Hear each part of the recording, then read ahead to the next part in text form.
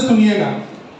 तो ये 2 लाख रुपए जो बचाने वाला जो पैसा उसका है, इस पूरे के पूरे 2 लाख रुपए को वो इंश्योरेंस में लाएगा या और भी जगह पे उसको डिस्ट्रीब्यूट करेगा? गोल्ड में डाल सकता है, लैंड में डाल सकता है, म्यूचुअल फंड खरीद सकता है, कुछ कैश पैसा रख सकता है रेगुलर यूज के लिए, कुछ एफडी कर सकता है। ये सारी चीजों में उसका पैसा जो है डिस्पोजेबल इनकम लगेगा, ठीक है।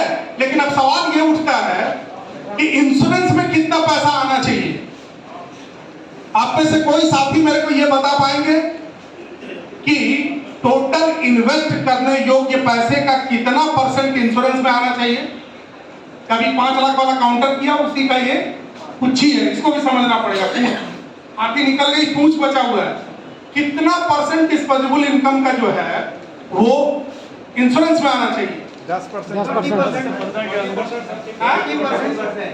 एक एक करके 20%, और कोई 30%, 30% और हाँ ठीक है 30%, ठीक है।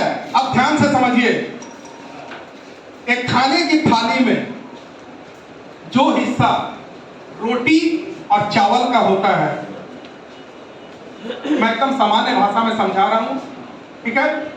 यहाँ कोई एमबीए का मैं स्टूडेंट हूं नहीं, ठीक है, एकदम सामान्य भाषा में समझा रहा हूं। आपके खाने की थाली में जो हिस्सा रोटी और चावल का होता है, वही हिस्सा आपके इन्वेस्ट करने योग्य पैसे में इंश्योरेंस का होना चाहिए। क्लियर हुआ? बाकी का जो 40% बच गया वो एफडी में भी जाएगा, कुछ म्यूचुअल फंड में जाएगा, कुछ लैंड में जा सकता है, कुछ गोल्ड में जा सकता है, कुछ कैश पास में रख सकता है, क्योंकि हर एक चीजों का अपना महत्व है। जैसे अभी आता ना टीवी पे, म्यूचुअल फंड ही सही है, मैं उसको काउंटर नहीं कर सकता हूं, मैं उसमें सिर्फ ही की जगह भी लगाना चाहता हूं। म्यूचुअल फंड भी सही है, ही सही है बोलने का मतलब क्या हुआ कि पर्टिकुलर उसको छोड़ के सारा इन्वेस्टमेंट जो है वो बेकार है, ठीक है। एक फॉर्मूला से मैं इसको आपको बताना चाहता हूं। हमारे बहुत सारे साथी डिफरेंट ब्रांचेस में विजिट के दौरान उन्होंने प्रश्न किया कि सर म्यूचुअल फंड सही है, इसको जरा समझने की कोशिश कीजिए। एक गाड़ी में, कार में कितने चक्के होते हैं? गलत है, 5। हाँ भी सही है। ये 5वां चक्का क्या काम करता है भैया? स्टेपनी काम करता है। हाँ, जरूरत पड़ने पर लगता है, ठीक है। इसका एक बेसिक फॉर्मूला है, अगर आप चाहें, कागज कलम दिए हैं, हाँ चाहे तो आप नोट कर सकते हैं। सुनिए ध्यान से, hope for the best, hope for the best, plan for the worst. बस एक लाइन में, hope for the best, plan for the worst. अब हिंदी में समझिए, आप ये आशा करें कि आपके जीवन में जो कुछ भी होगा वो अच्छा होगा, लेकिन आप एक ऐसी योजना भी बनाएं कि अगर कुछ बुरा हुआ तो। बात समझ में आ रहा है? आप ये आशा करें कि आपके जीवन में जो कुछ भी होगा वो अच्छा ही होगा, लेकिन आप एक ऐसी योजना भी बना के रखें कि अगर कुछ बुरा हुआ तो, जिसको हम लोग क्या बोलते हैं? Backup plan. क्या बोलते हैं? Backup plan. अब इसको जरा समझाने की कोशिश करते हैं। सामने में 2 साथी बैठे हैं, एक राम और एक श्याम। दोनों ने एक ही स्कूल से पढ़ाई की, दोनों की नौकरी भी एक ही जगह हो गई, दोनों ने प्लान करके शादी भी एक ही दिन किया, दोनों को 1 साल बाद जो है एक इशू हुए और दोनों को बेटा हुआ। कंफ्यूजन में मत रहिएगा, लड़की अलग अलग थी भैया, है ना। तो अब ये दोनों ने अपनी फाइनेंशियल प्लानिंग चालू की। राम ने कहा श्याम को कि अबे तू अपने बेटे को क्या बनाना चाहता है? श्याम ने बोला यार हम तो पायलट बनाएंगे। तो बोला चल, जब तू पायलट बनाएगा तो हम भी पायलट बनाएंगे, क्योंकि दोस्ती इतनी गहरी थी। दोनों ने तय किया कि आज से 22 साल बाद, 23 साल बाद मेरा बच्चा जो है पायलट होगा। ये मैं किस चीज को टैकल कर रहा हूं? बेसिक क्या चीज है? Hope for the best, plan for the worst. Insurance versus mutual fund, insurance versus mutual fund. ध्यान से सुनिएगा। तो प्लान किया कि भाई हम अपने बच्चे को जो है वो पायलट बनाएंगे। तो बोला तुम जब अपने बच्चे को पायलट बनाओगे तो हम भी अपने बच्चे को पायलट बनाएंगे। और प्लानिंग किस ढंग से भी जरा ध्यान दीजिएगा। राम ने कहा चल ठीक है 1 करोड़ रुपए का टर्म इंश्योरेंस ले लेते हैं बच्चे को पायलट बनाने के लिए। भगवान न करे अगर कुछ मेरे साथ हो गया तो 1 करोड़ रुपया मिलेगा, उससे मेरा बच्चा पायलट बन जाएगा। श्याम ने बोला हाँ यार बात में तो दम है, 1 करोड़ रुपए का हम भी टर्म इंश्योरेंस ले लेंगे। दोनों ने 1-1 करोड़ रुपए का टर्म इंश्योरेंस खरीद लिया।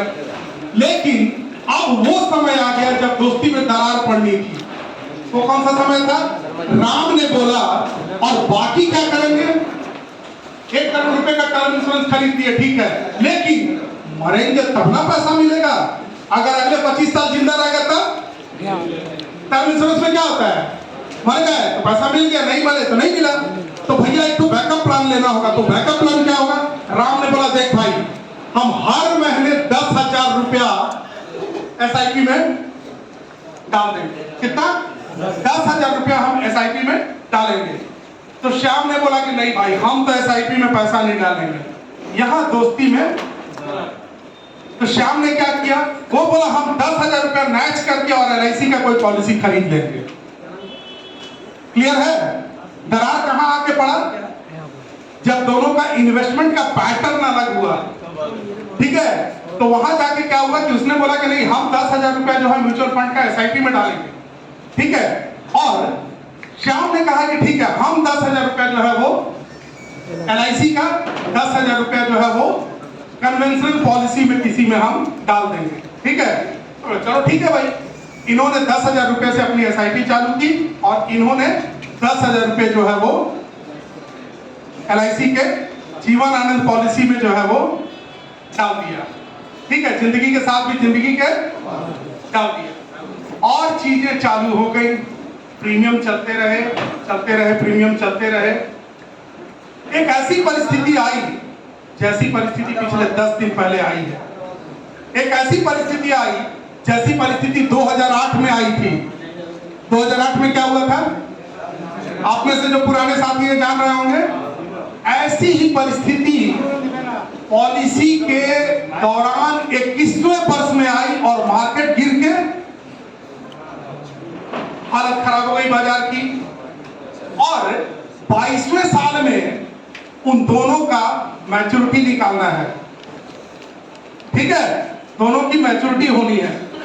तो श्याम ने जो 30 लाख रुपए 35 लाख रुपए की पॉलिसी ली थी, उसके साथ टर्म इंश्योरेंस ढकेला, उसके साथ एबी ढकेली, सारी चीजें दी। तो उनको जो इन्वेस्टमेंट से जो भी रिटर्न मिला वो क्या था?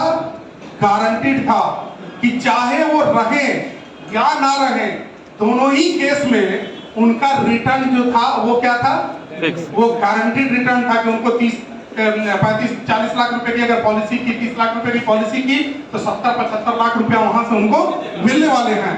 लेकिन राम ने जो 10,000 रुपया SIP में डाला था और मार्केट जो है वो गिरा, तो हुआ क्या कि उनको कंपैरेटिव रिटर्न उतना नहीं मिला जितने रिटर्न से वो अपने बच्चे को पायलट बना सकते थे। क्लियर हुआ?